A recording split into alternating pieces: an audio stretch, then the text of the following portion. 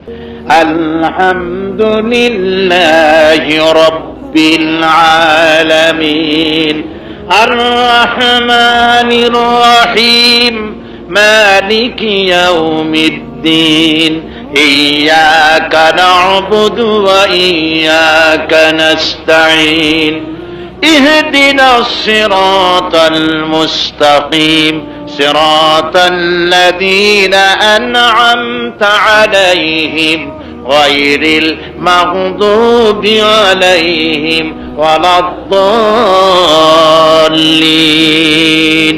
আমিন। সূরা ফাতিহা। সূরা ফাতিহাকে বলা হয়েছে উম্মুল কোরআন, কোরআনের মা, কোরআনের আসল। সূরা ফাতিহা 7টি আয়াতে শেষ করা হয়েছে। মক্কায় সূরাটি অবতীর্ণ হয়েছে। আর রাসূল করিম সাল্লাল্লাহু আলাইহি ওয়াসাল্লামের কাছে সর্বপ্রথম সূরার আকারে যেটা নাজিল হয়েছে তা হচ্ছে সূরা ফাতিহা। এর আগে পূর্ণাঙ্গ কোন সূরা হুজুরের উপরে নাজিল হয় নাই। এটাই প্রথম সূরা, একটি পূর্ণাঙ্গ সূরার আকারে হুজুরের উপরে নাজিল হয়েছে। সূরাটিতে 3টা অংশ, ভালো করে শোনেন। 3টা অংশ। কয়টি অংশ? 3টা। প্রথমটা হচ্ছে প্রশংসা, 2 নম্বরে হচ্ছে পরিচিতি, 3 নম্বরে হচ্ছে দাবি। এটাকে আমি আমার ভাষায় বলে থাকি যে এটা হচ্ছে একটি অভিনন্দন পত্র। এই অভিনন্দন পত্র বান্দারা দিচ্ছে আল্লাহকে। কারে দিচ্ছে? আল্লাহকে দিচ্ছে। যেমন অভিনন্দন পত্র আমরা মানুষকে দিয়ে থাকি। আমাদের দেশে কোনো মন্ত্রী যদি আসে, কোনো প্রেসিডেন্ট যদি আসে, তাহলে প্রধানমন্ত্রী যদি আসে, অভিনন্দন পত্র দেওয়া হয়। অভিনন্দন পত্রে একেবারে শিরোনামে বলা হয়, হে সংগ্রামী জননায়ক, বিপ্লবী জননেতা, আপনার আগমনে পিরোজপুরের আকাশ বাতাস উথাল পাথাল, মানুষেরা একেবারে বিদিক দিশাহারা, কি যে করবে দিশা করতে পারে না, এরকম প্রশংসা করা হয়, তাই না? এই প্রশংসার পরে বলা হয়, আমরা হচ্ছে পিরোজপুর কলেজের প্রতিপক্ষ, এর কর্তৃপক্ষ। এই কলেজের ঝড়ে তার চালটাল উড়ায় নিয়ে গেছে, সুতরাং আপনার কাছে আমরা কিছু সাহায্য চাই। পরিচয় দিল, পরে সাহায্য চাইলো। এটা হলো একটা ভদ্রতা, কাটছি, এটা কাটিছি, এটা হলো একটা ভদ্রতা। এই ভদ্রতা প্রকাশ করা হচ্ছে, প্রথমে প্রশংসা করা হচ্ছে। প্রথমে প্রশংসা না করে প্রথমেই যদি বলে, মন্ত্রী সাহেব পিরোজপুরে আসছেন, আমাদের কলেজের সমস্ত টাকা পয়সা দাবি দেওয়া না মানিয়া যদি হুলার হাটের দিকে যান, ঠ্যাং একখানো আস্তা নিয়ে যাইতে দেব না। কি কর? তাহলে দেবে খুব বেশি নাকি? খুব দেবে, খুব দেবে মানে পুলিশে টাইট করে দেবে পিঠে। পত্রিকা আসবে, পিরোজপুরের জনগণের উপরে পুলিশ মৃদু লাঠি চার্জ করেছে। তো পুলিশের মৃদু লাঠি চার্জ, তাতে পাজরার কাঠি থাকলেও পারে, গেলেও পারে, ওইটার নাম হয় মৃদু লাঠি চার্জ। তাহলে প্রথমটাই হচ্ছে প্রশংসা। আসলে দুনিয়ার কোন মানুষের প্রশংসা হতে পারে না। সমস্ত প্রশংসার একচ্ছত্র মালিক হচ্ছেন আল্লাহ সুবহানাহু ওয়া তাআলা। সমস্ত প্রশংসার মালিক কে? এখানে দেখুন কোরআনে কারীম আল্লাহ বলছেন আলহামদুলিল্লাহি রাব্বিল আলামিন। একথা বলা হয় নাই আলহামদুলিল্লাহি রাব্বিল মুসলিমিন, আলহামদুলিল্লাহি রাব্বিল মুত্তাকিন, আলহামদুলিল্লাহি রাব্বিল আউলিয়া ওয়াল মুরসালিন। ওলি আল্লাহদের রব, মুত্তাকিদের রব, মুরসালিনদের রব না, আলহামদুলিল্লাহি রাব্বিল আলামিন। সমস্ত প্রশংসা সেই জাতে পাকের, যিনি তামাম আকাশ এবং জমিন সবকিছুর লালন কর্তা, পালন কর্তা। সুবহানাল্লাহ ওয়া বিহামদি। প্রশংসা তার। নামাজের ভিতরে সূরা ফাতিহার ভিতরে এই প্রশংসা আমরা আল্লাহ রাব্বুল আলামিনের করে। সমস্ত প্রশংসার মালিক সেই আল্লাহর, যিনি রব। আর রব মানে হচ্ছে, রব মানে শুধু শুধু স্রষ্টা নয়, রব মানে হচ্ছে যিনি সৃষ্টি করেন, যিনি প্রতিপালন করেন। রব মানে হচ্ছে যিনি পূর্ণতায় পৌঁছে দেন, তার নাম হলো রব। এক কথায় রব শব্দের অর্থ হলো যাহার যখন যে জিনিসের যতটুকুন প্রয়োজন তাহাকে তখন সেই জিনিস যিনি চাওয়ার আগে পৌঁছায় দেন, তার নাম রব। দুনিয়ায় মায়ের পেট থেকে যখন দুনিয়ায় এসেছিলাম, মুখে আমার আমাদের কারো দাঁত ছিল না, কিন্তু যখন বড় হলাম, খাবারের দরকার হলো, তখন মুখে দাঁতের প্রয়োজন হলো। কোন মানুষকে আল্লাহর কাছে দাঁত চাইতে হয়নি, চাওয়ার আগে মুখের ভিতরে আল্লাহ রাব্বুল আলামিন দাঁতগুলি সাজায় দিয়েছেন।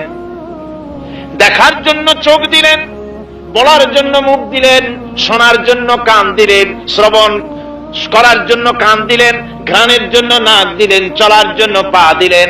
যার যা প্রয়োজন সমস্ত প্রয়োজন মিটায় দিলেন, কোন জিনিস তিনি বাকি রাখেন নাই। এই জন্য আল্লাহ পাক বলেছেন ইয়া আইয়ুহাল ইনসানু মা গাররাকা বিরাব্বিকাল কারীম। ও মানুষ, কোন জিনিস তোমাকে ধোঁকায় ফেলে দিল? তোমার সেই মহান প্রভুর ইবাদত থেকে, গোলামি থেকে, তাকে সিজদা করা থেকে কে তোমাকে বিরত করে দিল? অথচ তিনি তোমাকে সৃষ্টি করেছেন। আল্লাযী খালাকাকা ফাসাওয়াকা ফাআদালাক ফি আইয়ি সূরাতিন মা শাআ রাক্কাবাক।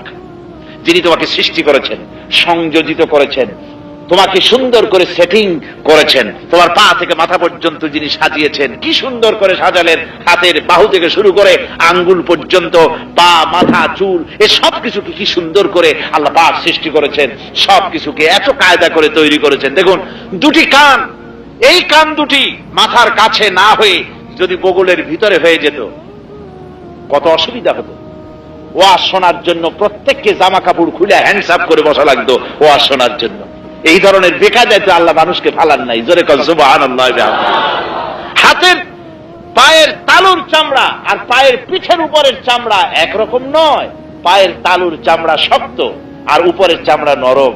উপরের চামড়াটা যদি তলে দেওয়া হইতো, প্রত্যেক সপ্তাহে সপ্তাহে পায়ে জুতার মতো আপসন করা লাগতো। ঠিক কিনা কর?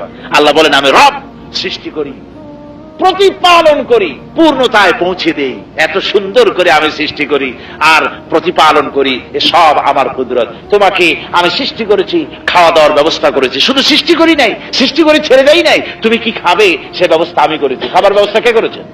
জোরে বলেন, কে করেছেন? আল্লাহ রাব্বুল আলামিন। তিনি মানুষ সৃষ্টি করেছেন, খাবারের বন্দোবস্ত করেছেন, জমিন দান করেছেন, চাষাবাদের ব্যবস্থা করেছেন, গরু দিয়েছেন, চাষের ব্যবস্থা করেছেন, আকাশ থেকে পানি দিয়েছেন, বৃষ্টি বর্ষণ করাইছেন। মানুষ যদি বলে আকাশের বৃষ্টির পানি না হলে আমার অসুবিধা কি হবে, আমি খালের পানি, বিলের পানি, নদীর পানি উঠায়া জমিন চাষ করে নেব। আল্লাহ পাক বলেন, قُلْ أَرَأَيْتُمْ إِنْ أَصْبَحَ مَاؤُكُمْ غَوْرًا فَمَنْ يَأْتِيكُمْ بِمَاءٍ مَّعِينٍ। বলো দেখি, সবে শুকাইয়া যদি যায় এই জমিনের পানি, তাহলে হেতায় তটনির ধারা কে দিবে সবারে? আমি যদি সমুদ্রের পানি, দরিয়ার পানি, খালির পানি, নদীর পানি, পুকুরের পানি সব যদি আমি আল্লাহ শুকায় দেই, তাহলে আমি আল্লাহ ছাড়া এমন কোন খোদা তোমার আছে যে নতুন করে মরা গাঙ্গে তোমার পানির জোয়ার এনে দিতে পারে? আছে কেউ? কেউ নাই। আমি পানি দেই, বৃষ্টি বর্ষণ করি, ফসল উৎপাদন করি। তুমি জমিনে বীজ বপন করো, ওতে ধান হলো, ওতে গম হলো, আটা হলো, ভাত হলো। খাবা কি দিয়া? কি দিয়া খাবে? দুনিয়ার কেউ চিন্তা করে নাই।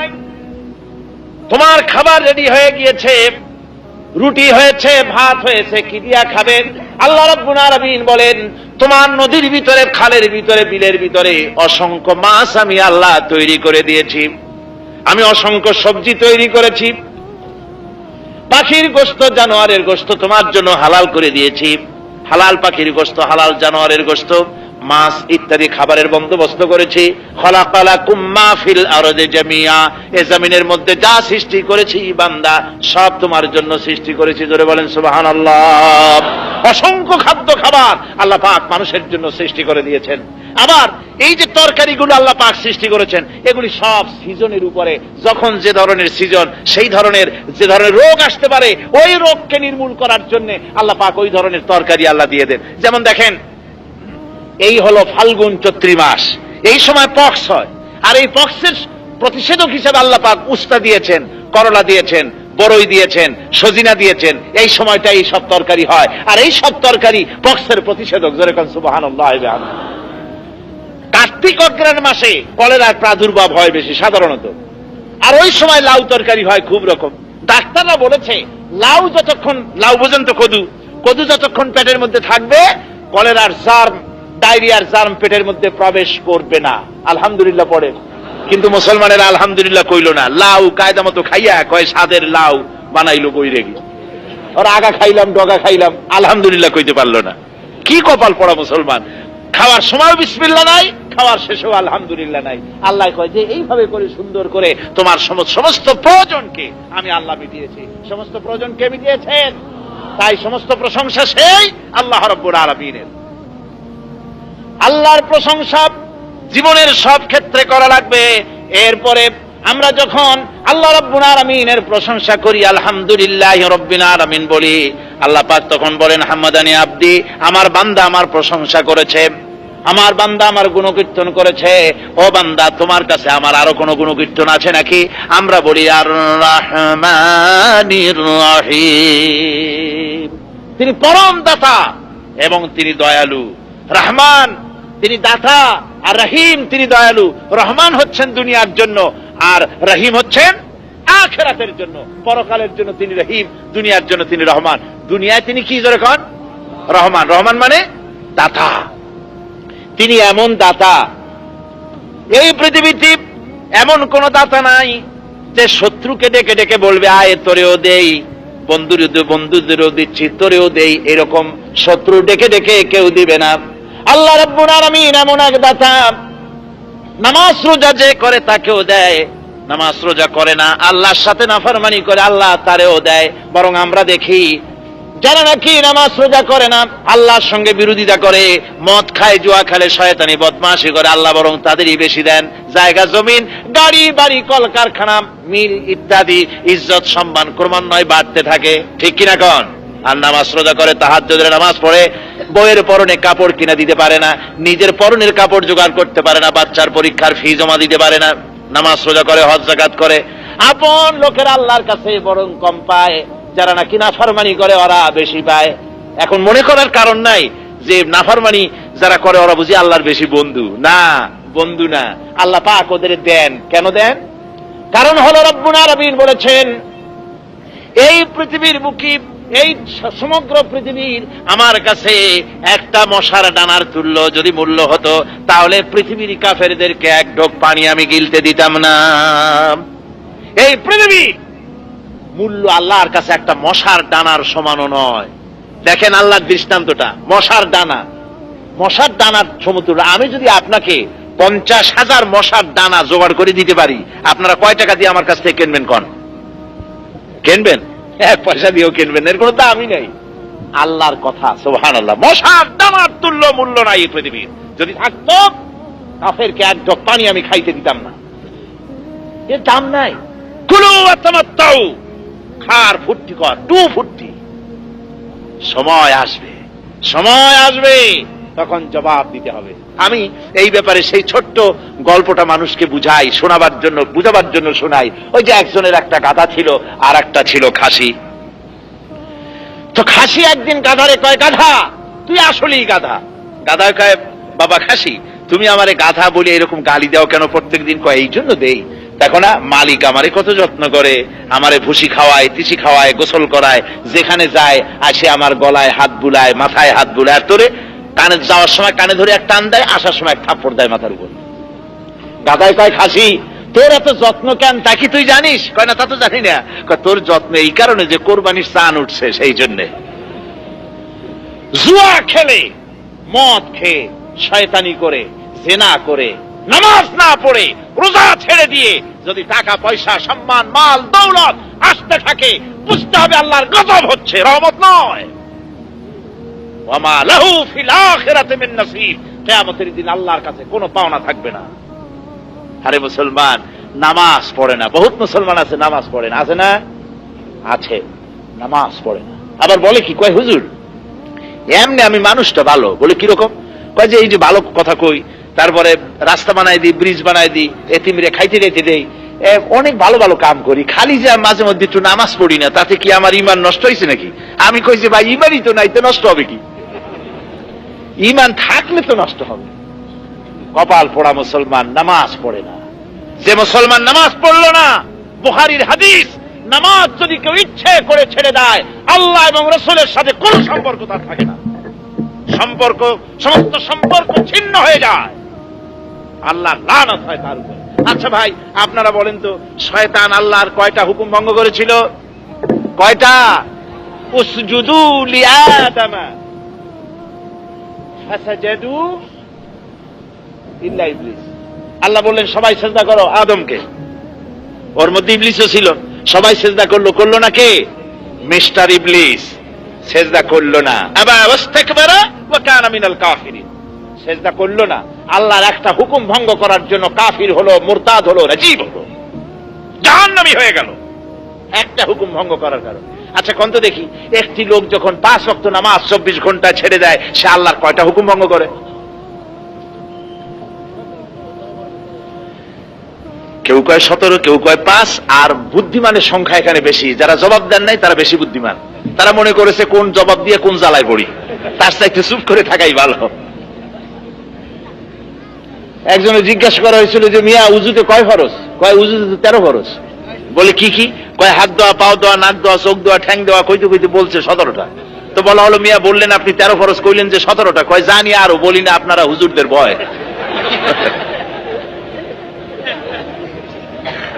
5 ওয়াক্ত নামাজের ভিতরে 17টা হুকুম আল্লাহর। কয়টা হুকুম? 17টা হুকুম, 17টা ফরজ অর্ডার আল্লাহ।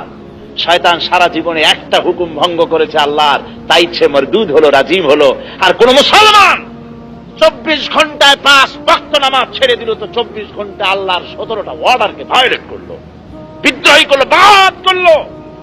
শয়তানের চাইতে সে নিকৃষ্ট হয়ে গেল। কার চাইতে নিকৃষ্ট হলো? শয়তানের চাইতেও নিকৃষ্ট হলো। শয়তান যখন বেনামাজিকে দেখে দূরের থেকে সেলুট মারে, বাবা তুমি আমার উস্তাদ, আমি একটা হুকুম ভঙ্গ করে হইছি শয়তান, আর তুমি দৈনিক 17টা ভাঙ্গ, তোমার তো সাহস কম না। ট্রাকের পিছনে লেখা থাকে দেখছেন, বিপদ মুক্ত দূরত্ব বজায় রেখে চলুন। ট্রাকের পিছনে লেখা থাকে না? শয়তান ওইরকম বেনামাজি থেকে বিপদ মুক্ত দূরত্ব বজায় রেখে চলে। শয়তান মনে করে এটা আমার চাইতে বড় শয়তান, ওর সাথে চললে আমারও গজব হবে। আমার ভাইরা, কোন সাহসে নামাজ ছেড়ে দেন? আল্লাহকে সেজদা যে করতে পারে না, যে মুসলমান আকিল বালিগ আল্লাহকে সেজদা দেয় না, তার মতো হতভাগ্য, তার মতো পোড়া কপাল আল্লাহর আকাশের নিচে জমিনের উপর একটা হতে পারে না। আল্লাহর বান্দা তো সেই যে আল্লাহকে স্বীকৃতি দেয়, সেজদা দেয়। রাসূলকে জিজ্ঞেস করা হয়েছে, রাসূল বান্দা আল্লাহ সবচাইতে কাছে কখন যায়? আল্লাহর নবী বলেছেন, বান্দা যখন সেজদায় চলে যায় তখন বান্দা আর আল্লাহ এর মাঝখানে কোনো হায়েল, কোনো হেজাবার পার্টিশন থাকে না। বান্দা একদম আল্লাহর কাছে চলে যায়। সুবহানাল্লাহ। আল্লাহ নবী বলেছেন, আমার উম্মতেরা তোমরা যখন সেজদা দিবে নামাজের ভিতরে, তখন মনে করবে যেন সেজদার ভিতরে তোমার নাক আর কপালকে তোমরা আল্লাহ রাব্বুল আলামিনের কদম মুবারকের উপরে ছেড়ে দিয়েছো। সেজদাটা যেন আল্লাহর পায়ের উপরে দিচ্ছ। সুবহানাল্লাহ বলে নামাজ ছেড়ে দিবেন না, খবরদার। মুসলমান বলে বেনামাজি যে নামাজ পড়ে না, মুসলমান বলে দাবি করার কোন হক তার নাই, কোন অধিকার নাই মুসলমান বলে দাবি করার। কিয়ামতের দিন, বুখারী শরীফের হাদিস, কিয়ামতের দিন আল্লাহ পাক সর্বপ্রথম বান্দাকে যে প্রশ্ন করবেন, সেই প্রশ্ন হচ্ছে নামাজ ঠিকভাবে আদায় করেছে কিনা। প্রথম প্রশ্ন, নামাজটা সঠিকভাবে আদায় করতে হবে। আল্লাহ পাকের প্রশংসা করে, রহমান তিনি সকলকে খেতে দেন, দাতা সকলকে দেন, তিনি সকলকেই দেন। আর তিনি রহিম, কিয়ামতের দিন তিনি কি হবেন? রহিম হবেন, দয়ালু হবেন। আল্লাহ যদি কিয়ামতে দয়ালু না হন, আমাদের কোন উপায় নেই। আমরা যে নামাজ রোজা করি, এই দিয়ে আল্লাহর বেহেশত পাওয়া, আল্লাহর রাজি করা বড় কঠিন। সেই জন্য হুজুর নিজে দোয়া করতেন যে আল্লাহুম্মা হাসিবনি হিসাবান ইয়াসীরা, আয় আল্লাহ তুমি দয়া করে আমার সহজ হিসাব নাও। সুবহানাল্লাহ বিহামদি। রাসূল করিম সাল্লাল্লাহু আলাইহি ওয়াসাল্লাম যার আগের পিছের সব গুনাহ আল্লাহ মাফ করেছেন, অথচ তিনি কোনো গুনাহ করেননি, আল্লাহ সব মাফ করে দিয়েছেন। তিনি দোয়া করতেন আল্লাহুম্মা হাসিবনি হিসাবান ইয়াসীরা, আয় আল্লাহ তুমি আমাকে সহজ, বলেন না আল্লাহুম্মা হাসিবনি হিসাবান ইয়াসীরা। কিয়ামতের দিন আল্লাহ যেন আমাদের সহজ হিসাব নেন। আল্লাহ যদি হিসাবের জন্য কাউকে ধরেন, জাহান্নাম ছাড়া কোনো উপায় নাই। কিয়ামতের দিন আল্লাহ রাব্বুল আলামিন হিসাব নেবেন। কিয়ামতের ময়দানে মানুষ 50,000 বছর বিচারের জন্য অপেক্ষায় দাঁড়িয়ে থাকবে। এই কোরআন শরীফের মধ্যে আল্লাহ রাব্বুল আলামিন বলেছেন 50 আলফ সানা মিম্মা তাউদ্দুন। 50,000 বছর পর্যন্ত কিয়ামতের মাঠে আল্লাহর দরবারে দাঁড়ায় থাকা লাগবে। মানুষেরা হয়রান হয়ে গিয়ে হযরত আদম আলাইহিস সালামকে কাছে যাবে, বলবে আদম, আবুল বাশার আপনি মেহেরবানি করে আমাদের জন্য সুপারিশ করুন আল্লাহর কাছে। তিনি বলবেন আমি আল্লাহর দরবারে কথা বলতে পারবো না, আমার সাহস নাই, যেহেতু আমি একটা হুকুম ভাঙছিলাম। তোমরা যাও নূহ আলাইহিস সালামের কাছে। নূহ আলাইহিস সালাম বলবেন যাও দাউদ আলাইহিস সালামের কাছে। তিনি বলবেন যাও মুসার কাছে, মুসা বলবেন যাও ইব্রাহিমের কাছে, ইব্রাহিম আলাইহিস সালাম বলবেন যাও ঈসা আলাইহিস সালামের কাছে, ঈসা আলাইহিস সালাম বলবেন আমি তো মোটেই পারবো না। তার কারণ গোটা পৃথিবীর সমস্ত খ্রিস্টানেরা আমাকে আল্লাহর ছেলে বলেছিল। কোরআনে কারিমে আল্লাহ বলেছেন ওয়া ক্বালাতিন নাসারাল মাসীহু ইবনুল্লাহ, খ্রিস্টানেরা বলে ঈসা হচ্ছে আল্লাহর পুত্র। আপনারা কোন নাউযুবিল্লাহ। হযরত ঈসা বলবেন দুনিয়ার খ্রিস্টানেরা আমাকে আল্লাহর পুত্র বলেছে, আমি জানি না আজ এই হাসরের ময়দানে আমার কি অবস্থা হবে আমার জানা নাই, সুতরাং আমি তোমাদের ব্যাপারে কোনো কথা আল্লাহর দরবারে বলতে পারবো না। তবে একটা সাজেশন দিতে পারি, আজ তোমাদের ব্যাপারে আল্লাহর দরবারে কথা বলার মতো একটাই লোক আছে। তোমরা সবাই চলে যাও বিশ্বনবী জনাব মুহাম্মদ রাসূলুল্লাহ সাল্লাল্লাহু আলাইহি ওয়াসাল্লামের দরবারে চলে যাও। হাসরবাসীরা দেখবেন নবীজি সিজদায় পড়ে আছেন মাকামে মাহমুদে, তাকে গিয়ে বলবেন ইয়া রাসূলুল্লাহ আপনি মেহেরবানি করে আমাদের ব্যাপারে আল্লাহর কাছে সুপারিশ করুন। আল্লাহ নবী তখন মাথা তুলে বলবেন হ্যাঁ এই কাজ আজ আমার, আমি তোমাদের ব্যাপারে আল্লাহর কাছে বলবো। আল্লাহ পাক বলবেন হাবিব রে আমি আপনাকে পারমিশন দিয়ে দিলাম হাসরবাসীর মধ্য থেকে আপনার জান্নাতি উম্মতগুলি বাছাই করে বেহেশতের দিকে নিয়ে যান। হযরত আয়েশা সিদ্দিকা রাদিয়াল্লাহু তাআলা আনহা তিনি বলবেন, এই হাদিস শোনার পর তিনি বলেছিলেন ইয়া রাসূলুল্লাহ কিয়ামতের ময়দানে আপনি কি করে আপনার উম্মতগুলি চিনবেন? অগণিত পয়গম্বরদের অসংখ্য উম্মতের মধ্য থেকে আপনার উম্মত আপনি চিনবেন কি করে? নবীজি বলেছিলেন আয়েশা রে যদি কোনো ঘোড়ার কপাল থাকে সাদা, এই সাদা কপালওয়ালা ঘোড়া যদি অনেকগুলি ঘোড়ার মধ্যে যদি হারিয়ে যায়, নবী বলেন আয়েশা রে শোনো কিয়ামতের ময়দানে আমি আমার উম্মতগুলি চিনব। নামাজি, দিনদার, ইমানদার, চরিত্রবান, পরহেজগার যারা ছিল তাদের চেহারার ভিতরে ইমানের নূর চমকাতে থাকবে। ওই ইমানের নূর দেখে দেখে আমার উম্মতগুলি আমি বেহেশতের জন্য বেছে নেব। যারা নামাজ পড়ে নাই, রোজা রাখে নাই, হজ যাকাত করেনি, ইসলামের সঙ্গে শত্রুতা করেছে, ওরা বলবে হে আল্লাহ রাসূল আমিও তো আপনার উম্মত, আমাকেও সুপারিশ করুন। হুজুর বলবেন সোকান সোকান লিমান গায়্যারা মিন বাদি, দূর হয়ে যাও, সরে যাও, তুমি আমার উম্মত নও। যদি তুমি আমার উম্মত হতে তাহলে তোমার চেহারার ভিতরে ইমানের নূর এভাবে দেখতে পেতাম। কিয়ামতের দিন রাসূলুল্লাহ যদি বলেন তুমি আমার উম্মত নও, তো এর থেকে অসহায় অবস্থার জন্য আর কিছু হতে পারে না। আল্লাহ পাক কিয়ামতের হিম হবেন, আল্লাহর কাছে মানুষকে দোয়া করতে হবে, কাঁদতে হবে, নামাজি হতে হবে, দিনদার হতে হবে। ওই জায়গাটা বড় কঠিন। সূরা ফাতিহার মধ্যে আরেকটি পরিচয় আল্লাহর আমরা দিচ্ছি, মালিকি ইয়াউমিদ্দিন, ডে অফ জাজমেন্ট, বিচারের দিন। সেদিন আল্লাহ পাক বিচারক হবেন, কাজিউল কুজ্জাত হবেন, সুপ্রিম কোর্টের সুপ্রিম কোর্ট, চিফ জাস্টিসদের চিফ জাস্টিস আল্লাহ সুবহানাহু ওয়া তাআলা তিনি বিচার করবেন সেদিন কিয়ামতের মাঠে। সুবহানাল্লাহি ওয়া বিহামদিহি। আমার ভাইরা, পিরোজপুরে যদি কোনো মাস্তান ধরা পড়ে, সন্ত্রাসী, অবৈধ অস্ত্র নিয়ে ঘোরাফেরা করে, এরকম একটা সন্ত্রাসী ধরা পড়ল, পিরোজপুরের এসপি তাকে গ্রেফতার করালেন।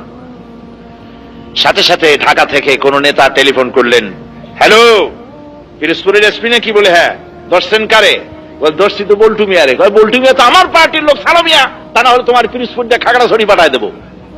এসপি কয় বাবা ভিক্ষা চাই না, কুত্তা ঠেকাও। কয় বল্টু মিয়া যত খুশি মাস্তানি করো, তোমার আর ধরবো না, তুমি যাও। টেলিফোন করে দুনিয়ায় এই সব কাম চলে, চলে না? চলে। কিন্তু কিয়ামতের মাঠে কেউ কি টেলিফোন করে বলবে হ্যালো কেটা জিবরাইল নাকি?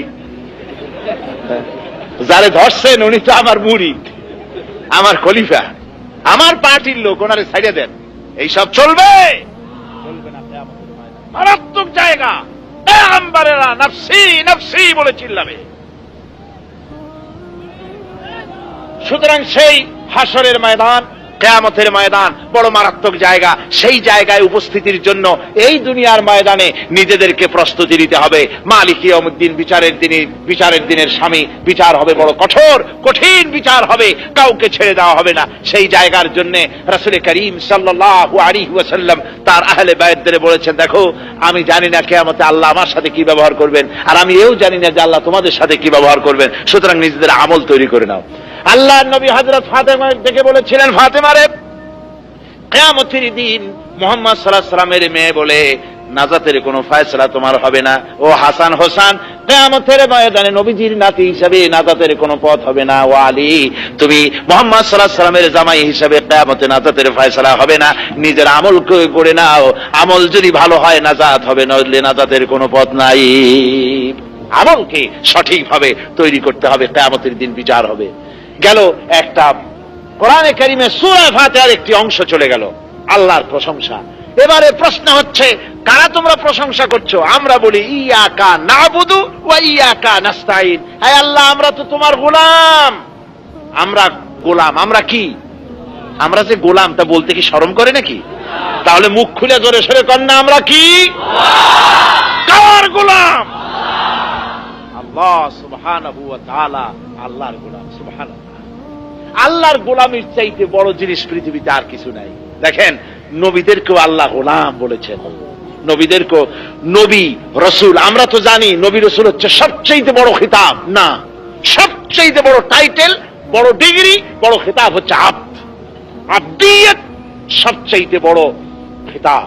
এই দেখুন কোরআনে কারীমের মধ্যে আল্লাহ রাব্বুল আলামিন নবীজি সম্পর্কে বলছেন, ইন কুনতুম ফি রাইবিম মিম্মা নাযালনা আলা আবদিনা। আমি আমার আব্দের উপরে যে কিতাব নাজিল করেছি, যদি তাতে সন্দেহ পোষণ তোমরা করো, আব্দিনা, আমার আব্দ কে? কে? মুহাম্মদ রাসূলুল্লাহ সাল্লাল্লাহু আলাইহি ওয়াসাল্লাম। হুজুরের নাম আল্লাহ নেন নাই, আর নবীও বলেন নাই, রাসূলও বলেন নাই, বলেছেন কি? আব্দ। আমার আরেকটি জায়গা, সুবহানাল্লাযী আসরা বিআবদিহি লাইলাম মিনাল মাসজিদিল হারামি ইলাল মাসজিদিল আকসা। সুবহানাল্লাযী আসরা বিআবদিহি, অক্ষমতা দুর্বলতা থেকে মুক্ত সেই মহান সত্তা, যিনি তার বান্দাকে ইসরা করিয়েছিলেন রাতের একটি অংশে। কেই বান্দা? রাসূল করিম সাল্লাল্লাহু আলাইহি ওয়াসাল্লাম। তাবারাকাল্লাযী নাযালাল ফুরকান আলা আবদিহি লিয়াকুনা লিল আলামিন নাযীরা। অতীব বরকতশালী সে আল্লাহ রাব্বুল আলামিন, যিনি তার বান্দার উপরে ফুরকান অবতীর্ণ করেছেন। কেই বান্দা? মুহাম্মদুর রাসূলুল্লাহ সাল্লাল্লাহু আলাইহি ওয়াসাল্লাম। বোঝা গেল বান্দা হওয়াটা হলো সবচেয়ে বড় পাওনা মানুষের জন্য। আল্লাহ যদি গোলাম হিসাবে কবুল করেন, এটা জীবনের শ্রেষ্ঠ গনিমত। জোরে কর সুবহানাল্লাহি ওয়া বিহামদিহি। সুতরাং আমরা বলছি ইয়াকা নাবুদু, আয় আল্লাহ আমরা তোমার গোলাম। নাবুদু হচ্ছে আরবি গ্রামার অনুযায়ী মুজারির সিগা। এর অর্থ হচ্ছে নাবুদু, দুটি কালের মধ্যে পাওয়া যায়, বর্তমান আর ভবিষ্যৎ। আয় আল্লাহ, নামাজ পড়ি তোমার হুকুম মানিয়া, যেভাবে নামাজের বাইরেও আমার জীবন চালাবো সেইভাবে। নাবুদুর অর্থ তাই। তো নামাজের মধ্যে আল্লাহর হুকুম মাফিক নামাজ আদায় করলাম, কিন্তু আমি যদি ব্যবসায়ী হই তাহলে তেলের মধ্যে ভেজাল দিলাম। হ্যাঁ, তেলের মধ্যে ভেজাল দিলাম, জমিনের আইল ঠেললাম। আমার মনে হয় পিরোজপুরে জমিনের আইল ঠেলাঠেলি হয় না? হয়। রাসূলুল্লাহ বলেছেন, লানাল্লাহ মান গায়্যারা মানার আল-আরদ, যে ব্যক্তি জমিনের আইল টেরাবেকা করে, আল্লাহর লানাত তার উপরে হয়। আমার বন্ধুগণ, নামাজের ভিতরে আমরা যে কথা আল্লাহর সামনে ওয়াদা করি, নামাজের বাইরে জীবনটা পরিচালনা করার জন্য আল্লাহ রাব্বুল আলামিন তাই বলে দিয়েছেন। ভেতরেও যা করতে হবে, বাইরেও সেভাবে নামাজ অনুযায়ী জীবন চালাতে হবে। এরপরে বলি ওয়াইয়াকা নাস্তাইন, আল্লাহ তোমার কাছে সাহায্য চাই, তুমি ছাড়া কারো কাছে সাহায্য চাই না। সাহায্য কেবলমাত্র কার কাছে? সাহায্য কার কাছে? আল্লাহর কাছে। কিন্তু আমার দেশের বহু মুসলমান আছে সাহায্য চায় মাজারে গিয়ে, আছে না? মাজারে গিয়ে সাহায্য চায়, কবরের কাছে গিয়ে বলে ইয়া খাজা মেরা মতলব কো পুরা করে দে।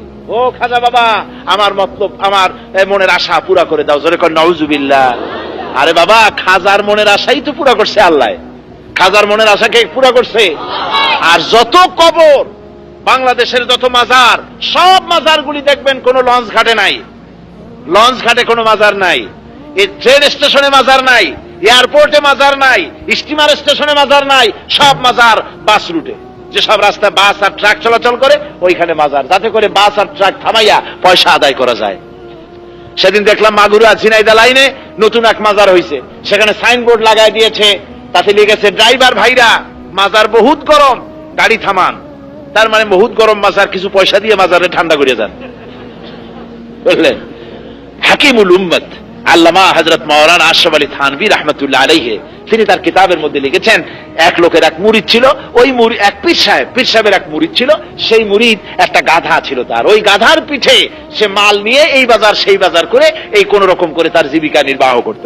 তারপরে একদিন ওই গাধাটা মারা গেল, মুরিদের গাধা মরে গেছে। এখন মুরিদ বসে বসে কাঁদতেছে, আরে আমার গাধা মরে গেছে, আমার ব্যবসা চলবে কেমনে, আমি খাবো কি, এই সব চিন্তা করতে করতে শেষ পর্যন্ত গাধারে কি করবে, বাড়ির সামনে রাস্তা ছিল, রাস্তার পাশে কবর খুঁজা গাধাটারে মাটি দিয়া ওই কবরের কাছে বসে কাঁদতেছে, বসে বসে চোখ বুজে কান্দে। ওইটা ছিল বাজারে যাওয়ার রাস্তা। লোকেরা বাজারে যাইতেছে বিকেল বেলা, আর একটা লোক একটা কবরের পাশে বসে কান্দে দেখে চিন্তা করলো যে এটা কোন পীর সাহেবের মাজার, কোনদিন এখানে মাজার টাজার দেখি নাই, লোকটা বোধহয় স্বপ্নেই মাজার দেখছে, কাঁদতেছেও আবার পাশে বসে। সবাই দেখলো আর বাজারের দিকে চলে গেল। বাজার থেকে ফেরার সময় আর ওই মুরিদ সে তো কাঁদতেছে চোখ বুঝা, বাজার থেকে লোকেরা ফেরার সময় দেখে যে লোকটা তখনও কান্দে। তখন যাওয়ার সময় কেউ একটা পান, কেউ দুইটা সুপারি, কেউ তিনটা বেগুন, কেউ দুইটা পোমা মাছ, তারপরে কেউ একটু চাউল, কেউ একটু তেল, এরকম সব ওইখানে রেখে রেখে সব চলে গেল। সন্ধ্যার দিকে ওই মুড়ির চোখ খুলছে, চোখ খুলে দেখে চতুর্দিকে তরি তরকারি, মাছ, গোশত, পয়সা। মাশাআল্লাহ, শুনছিলাম হাতি মরলেও লাখ টাকা, বাঁচলেও লাখ টাকা, সে কথা যে গাধার ব্যাপারে খাটে তা তো জানতাম না। এ গাধা মরিও তো আমার বাঁচায় গেছে। সদাই বাতি সব নিয়ে বাড়ির বৌড়ি দিয়ে খায়া টেয়া পরের দিন একটা লাল শালু কাপড় কিনে ওর উপরে টানায় দিয়েছে। তারপরে আস্তে আস্তে কয়েকখানে ইট লাগাই দিল, ক্রমান্বয়ে লোক জমতেছে, মানত সানত শুরু হয়ে গেল। এরপরে পয়সা করি বাড়লো, বার্ষিক ওরস শুরু করলো, বিরাট বিল্ডিং তৈরি করে দিল গম্বুজলা, সামনে সাইনবোর্ড লাগাই দিল হযরত গেদা শাহ রহমতুল্লাহ আলাইহির মাজার। এখন এই মুরিদের যে পীর, সেই পীরের কাছে খবর গেছে, পীর সাহেব হুজুর আপনার মাজারের আর কি কেরামতি, আপনার মুরিদের মাজারে যায় দেখেন কত টাকা আর কি রমরমা ব্যাপার। পীর সাহেব কয় যে অর্থ কোনো মাজার টাজার ছিল না, মাজার পাইল কই। এরপর পীর সাহেব মুরিদের বাড়ি গেছে, যায় দেখে সত্যি বিরাট আলিশান বিল্ডিং, একেবারে হই হই ব্যাপার। যায় কয় যে বাবা কাণ্ডটা কি আমারে কয় হুজুর কারো কাছে কমেন্ট হবেন না তো। কয় যে না তা কব না, কও কি ব্যাপার। কয় যে হুজুর আপনি যে আমার গাধাটা দিছিলেন, ওই গাধা দিয়েই তো আমার জীবিকা নির্বাহ করতাম, গাধাটা মরে গেল, তারপরে এই ঘটনা হলো, এই পর্যন্ত আসলো, গাদা শাহ রহমতুল্লাহ আলাইহির মাজার বানায় নিলাম। পীর সাহেব কয় যে ও আমি আরো চিন্তা করছিলাম তুমি কোন মাজার না কোন মাজার আবিষ্কার করছো, অসুবিধা হয় নাই, আমার বাড়িতে যে মাজার সে হলো এই গাদার মায়ের মাজার। আমার ভাইরা, এইভাবে করে মাজারকে কেন্দ্র করে বাংলাদেশের মুসলমান শোষিত হচ্ছে, এভাবে বিভ্রান্ত হচ্ছে, ঠিক কিনা কোন? মুসলমানের সাথে মাজারের সম্পর্ক নয়, মুসলমানের সাথে সম্পর্ক হবে মসজিদের। কোথায় সম্পর্ক হবে? মসজিদের ভিতরে। মাজারের সাথে সম্পর্ক কি? মাজারের সাথে সম্পর্ক ওলিউল্লাহর মাজার সামনে পড়ে গেল, দাঁড়ায় যান, সূরা ফাতিহা পড়েন, ইখলাস পড়েন, দরুদ শরীফ পড়েন। ওই মাজারে যিনি শুয়ে আছে তার কাছে আপনার কিছু পাওনা নাই, আপনি তাকে দিবেন, উনি আপনাকে কিচ্ছু দিতে পারবেন না। এই যে সূরা কোরআন শরীফ সূরা কাহফ শেষ আয়াত, আল্লাহ পাক বলেছেন যার কাছে তুমি কিছু চাও কবরের কাছে কান পাতে শুনো, একটা শ্বাসের শব্দ তোমার কানে আসবে না, একটা শ্বাসের শব্দ পাবা না। ওই মাজারে কি চাও? মাজারে কিচ্ছু চাইও না, যা চাওয়ার আল্লাহর কাছে চাও। কার কাছে চাও? ওয়াইজা মারিতু ফাহুয়া ইয়াশফিন, আমি যখন অসুস্থ হই আমাকে কে মুক্ত করে? কে রোগ মুক্ত করে? তাহলে বলেন রোগ থেকে মুক্তি দেওয়ার মালিক কে? জোরে বলতে হবে, রোগ থেকে মুক্তি দেওয়ার মালিক কে? হায়াতের মালিক কে? মওতের মালিক কে? খেতে দেওয়ার মালিক কে? হাসাবার মালিক কে? কাঁদাবার মালিক কে? ইন্নাল্লাহা আলা কুল্লি শাইইন কাদির, সমস্ত শক্তির উৎস আল্লাহ রাব্বুল আলামিন। কিন্তু আমার দেশের লোকেরা বোঝে না। আমার দেশের পার্লামেন্টে, সেখানে নেতা নেত্রীরা পার্লামেন্টের ভেতরে বসে বলেন জনগণই হচ্ছে সকল ক্ষমতার উৎস, বলে না? শুনছেন কিনা আপনারা? জনগণ হলো সকল ক্ষমতার উৎস। মিথ্যা কথা। জনগণই যদি সকল ক্ষমতার উৎস হয় তাহলে 9 বছরের রাজা 10 বছরের সাজা হয় কেমনে? জনগণ বাইর করে আনতে পারে না কেন? ক্ষমতার উৎস আল্লাহ তাআলা। 3টা কথা আমার কাছে খুব খারাপ লাগে। একটা হচ্ছে জনগণ হচ্ছে সমস্ত ক্ষমতার উৎস, এটা হচ্ছে শিরক। এই কথা বলা কি কোরআন শরীফের সাথে সম্পূর্ণ কন্ট্রাডিক্টরি কথা, সমস্ত সাংঘর্ষিক কথা। আল্লাহ পাক বলছেন আন্নাল কুওয়াতা লিল্লাহি জামিআ, সমস্ত ক্ষমতার উৎস কে? আল্লাহ পাক। সব ক্ষমতার উৎস জনগণ নয়। একটি কথা। আর একটি কথা, রেডিওতে টেলিভিশনে বলা হয় 280 মাইল স্পিডে ঘূর্ণিঝড় প্রবাহিত হবে, 30 ফিট উঁচু হয়ে জলোচ্ছ্বাস আসবে, সেনাবাহিনীকে মোকাবেলা করার জন্য প্রস্তুত রাখা হয়েছে। আশ্চর্য কথা, 30 ফুট জলোচ্ছ্বাসের সাথে 280 মাইল স্পিডের ঝড়ের সাথে সেনাবাহিনী কি বন্দুক দিয়ে লড়াই করবে? কিসের মোকাবেলা করবে? মোকাবেলা কথা বলাটা অহমুখিতার শামিল, বরং বলা যেতে পারে বন্যোত্তর, জলোচ্ছ্বাস উত্তর, ত্রাণ কার্যের জন্য সেনাবাহিনীকে রেডি রাখা হয়েছে, এটা বলা যেতে পারে। কিন্তু মোকাবেলা করবা, সলিমুদ্দিন মোকাবেলা করবে আল্লাহর সাথে, এ হলো একটি কথা। আরেকটি কথা, পত্র পত্রিকায় প্রায় দেখা যায় অমুক নেতা, অমুক নেত্রী অথবা অমুক রোগী হসপিটালে মৃত্যুর সাথে পাঞ্জা লড়তেছে। আশ্চর্য কথা, মৃত্যু কি মাইকেল টাইসন না মোহাম্মদ আলী কেলে? মৃত্যুর সাথে পাঞ্জা লড়বা? 3 হাত মানুষ মৃত্যুর সাথে পাঞ্জা লড়বে, ফাইজলামির জায়গা পাও না। মৃত্যুর সাথে পাঞ্জা লড়ার ক্ষমতা পৃথিবীর আছে? কোন মানুষের আছে? মৃত্যু যন্ত্রণায় তড়পাচ্ছে বলা যেতে পারে, মৃত্যু যন্ত্রণায় কষ্ট পাচ্ছে বলা যেতে পারে, মৃত্যুর সাথে পাঞ্জা লড়ছে, বাজে কথা আমার ভাইরা। সুতরাং সব ক্ষমতার উৎস হচ্ছেন আল্লাহ সুবহানাহু ওয়া তাআলা, তার কাছে চাইতে হবে, তিনি সব দিতে পারবেন, তিনি ছাড়া কেউ দিতে পারে না। আচ্ছা, এরপরে গেল ইয়াকা নাবুদু ওয়া ইয়াকা নাস্তাইন, তারপরে এবার ডিমান্ড। এবার কি ডিমান্ড? দাবি কি চাই? আমরা বলি রব্বুল আলামিন ইহদিনাস সিরাতাল মুস্তাকিম, পড়েন সবাই ইহদিনাস সিরাতাল মুস্তাকিম সিরাতাল্লাযীনা আন'আমতা আলাইহিম গায়রিল মাগদুবি আলাইহিম ওয়ালাদ-দাল্লিন। আয় আল্লাহ, কিচ্ছু চাই না, ইহদিনাস সিরাতাল মুস্তাকিম, একটা সোজা রাস্তা চাই, একটা সহজ রাস্তা চাই, একটা সোজা রাস্তা আমাদের বলে দাও। কোন রাস্তা? নবী আপনার আন'আমতা আলাইহিম, যে রাস্তা নিয়ামত প্রাপ্তদের রাস্তা। নিয়ামত প্রাপ্তদের রাস্তা হচ্ছে 4 শ্রেণীর লোকেরা নিয়ামত প্রাপ্ত, নবীয়িন, সিদ্দিকিন, শুহাদা, সালেহিন, এই 4 শ্রেণীর লোক হচ্ছে নিয়ামত প্রাপ্ত। আমার ভাইরা, আশেপাশে কোনো ট্রেন লাইন নাই, বাস লাইন নাই, তো ট্রেন বাস ছাড়বে না, কি করবে আপনারা? এই যে দুইজন একজন ওঠেন আর এই হাঁটেন, এটা কিন্তু একটা বেয়াদবি। এটা কি? বেয়াদবি। এই বেয়াদবিটা করবেন, বিপদে পড়বেন। এটা কোরআনের মাহফিল। কিসের মাহফিল? বেয়াদবি করলে অবশ্যই বিপদে পড়বেন, খবরদার বেয়াদবি করার দুঃসাহস করবেন না। আমি তো ওই রকমের ওয়াজ করি না যে রাত 12টা 3টা বাজবে আর তখন আমি ওয়াজ করতে থাকবো, ওই রকমের ওয়াজ করার অভ্যাস আমার নাই। একজনে ওয়াজ করতে চোখ বুঝিয়া, বুঝলেন? তারপরে সন্ধ্যার সময় আরম্ভ করছে, অনেক লোকজন সামনে ছিল, এরপরে রাত 2:30টার সময় চোখ খুলে দেখে যে একজনও নাই, বুঝলেন? পাশে দেখে একটা লোক বসা, কয় মিয়া তুমি হলো এই গ্রামের মধ্যে ভালো মানুষ, আর যা বসা ছিল সবগুলি মুনাফিক, আমার ওয়াজের মধ্যে ফালাই থুয়ে সব বাড়ি দিয়ে ঘুমাইছে। পাশে যে ছিল সে কয় হুজুর আমি মোমেন না মুনাফিক তা জানি না, আমি হলো মাইক ম্যান, আপনি মাইকও ছাড়েন না, আমিও যাইতে পারি না।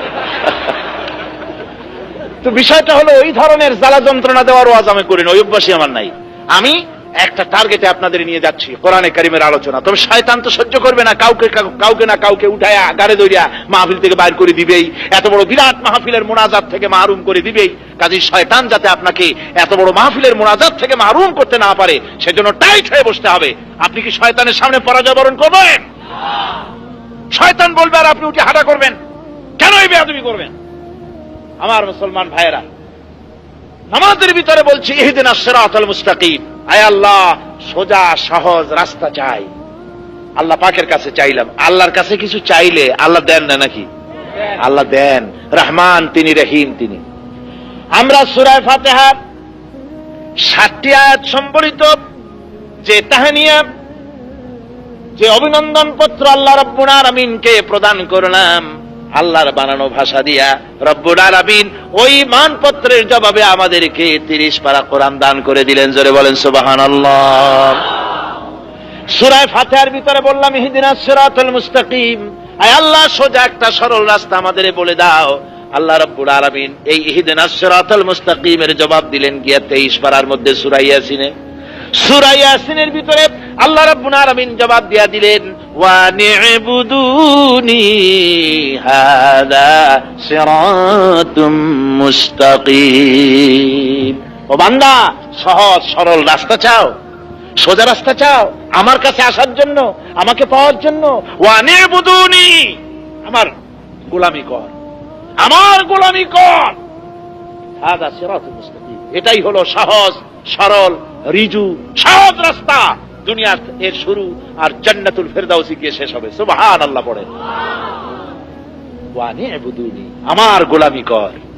আমার পিরোজপুরের, আমার নিজের জেলার ভাইয়েরা, বিশেষ করে যারা যুবক, তোমরা যারা কলেজে পড়ো, ইউনিভার্সিটিতে পড়ো, তোমরা যারা স্কুলে পড়ো, তোমাদেরকে বলছি, তোমরা আমাদের গৌরব, তোমরা আমাদের স্নেহের, তোমরা আমাদের হীরকখণ্ড, মণিমুক্তা, আমাদের চোখের মণি, তোমরা আমাদের জাতির মেরুদণ্ড, ঠিক কিনা? ছাত্র সমাজ, যুবক সম্প্রদায়, কোরআনের আলো ছেড়ে যে পথে তোমরা চলছো, ওইটা পথ নয়, ওইটা জাহান্নামের পথ। ওইটা কোন পথ? জোরে কোন কোন পথ? রাশিয়ার পথ জাহান্নামের পথ, আমেরিকার পথ জাহান্নামের পথ, ভারতের পথ জাহান্নামের পথ, কোরআনের পথ, মক্কা মদিনার পথ জান্নাতের পথ। সুবহানাল্লাহ পড়ে। আসহাবুশ শিমাল, আসহাবুল ইয়ামিন, ডানপন্থী আর বামপন্থী আল্লাহ ভাগ করে দিয়েছেন সূরা ওয়াকিয়া। কোন সূরায়? সূরা ওয়াকিয়ার মধ্যে ডানপন্থী আর বামপন্থী। ডানপন্থীদের নেতা হলেন আম্বিয়া আলাইহিমুস সালাম, আদম আলাইহিস সালাম থেকে নিয়ে মুহাম্মদ সাল্লাল্লাহু আলাইহি ওয়াসাল্লাম হচ্ছেন ডানপন্থীদের নেতা। আর বামপন্থীদের নেতা হচ্ছে শয়তান। বামপন্থীদের নেতা কে? জোরে কোন নেতা কে? বামপন্থীদের নিয়ে শয়তান যাবে কোথায়? জাহান্নামের মধ্যে। সব কোরআন শরীফে আছে। কোথায় আছে? কোরআনে কারীমের মধ্যে আছে। আমার যুবক ছেলেরা, আমি তোমাদের বলতে চাই, যে পথে চলছো ওইটা ভালো পথ নয়। পিরোজপুরে কোরআন শরীফের মাহফিল হবে, কেউ কেউ বাধা দিয়েছেন, আমি তাদেরকে বদদোয়া করব না। এগুলি অবুঝ ছেলে। এগুলি কি? অবুঝ ছেলে, বোঝে নাই, তাই তারা বাধা দিয়েছে। এত বড় বিশাল জনতা কোরআন শুনলো, যত কথা বললাম, কিসের কথা বললাম? এর দ্বারা ফায়দা হলো না খারাপ হলো? এই ফায়দা থেকে তোমরা বঞ্চিত করতে চেয়েছিলে। কত দেখি, নিজের বিবেকে হাত দাও, কলিজায় হাত দাও, তারপরে বলো কিয়ামতের দিন আল্লাহ যদি প্রশ্ন করেন কোরআন শরীফের মাহফিলটা বন্ধ করতে চাইছিলি কেন? কি জবাব দিবা তখন? যারা বাধা দিতে চেয়েছিলে, তোমরা তওবা করো আল্লাহর কাছে যে আল্লাহ এমন কাজ জীবনে আর করব না। কোরআন শরীফ, তোমরা তো সিনেমায় বাধা দাও না, তোমরা তো থিয়েটারে বাধা দাও না, তোমরা তো অন্য কোন পার্টির মিটিং এ বাধা দাও না, এটা তো কোরআনের মাহফিল। এই মাহফিলে বাধা দিতে এসেছো, শরম হওয়া উচিত। তুমি তো মুসলমানের সন্তান, কোন সাহসে ডিসির কাছে, এসপির কাছে গিয়ে স্মারকলিপি দিতে গিয়েছো যেটা বন্ধ করে দাও, এটা যাতে না হয়, মামা বাড়ির আবদার তুলেছো। এটা বাংলাদেশ, আমি করাচি থেকে আসি নাই, আমি হিন্দুস্তান থেকে আসিনি, এই জমিনের সন্তান, এখানে জন্মগ্রহণ করেছি, এদেশে পড়াশোনা করেছি, সরসিনার ডাল ভাত 10 বছর পর্যন্ত খেয়েছি, পড়াশোনা করেছি, তারপরে প্রচারের কাজ করেছি, বিদেশ থেকে আসি নাই, আমার জন্মস্থান, সেখানে কোরআনের কথা বলতে দিবা না, এটা কি কথা? আল্লাহ তোমাদেরকে হেদায়েত নসিব করুন। সবাই বলেন আমিন। সবাই বলুন আমিন। পিরোজপুরের প্রশাসন, ডিসি থেকে শুরু করে যারা এই মাহফিলের সহযোগিতা করেছেন, সকলের জন্য প্রাণ ভরা দোয়া, আল্লাহ যেন সকলকে কোরআনের নূর দিয়ে পিরোজপুরের প্রশাসনকে মুনাওয়ার করে দেন। সবাই বলেন আমিন। এই পিরোজপুর যেন বাংলাদেশের ইসলামের আদর্শ জেলা হয়ে যায়। জোরে কোন আমিন।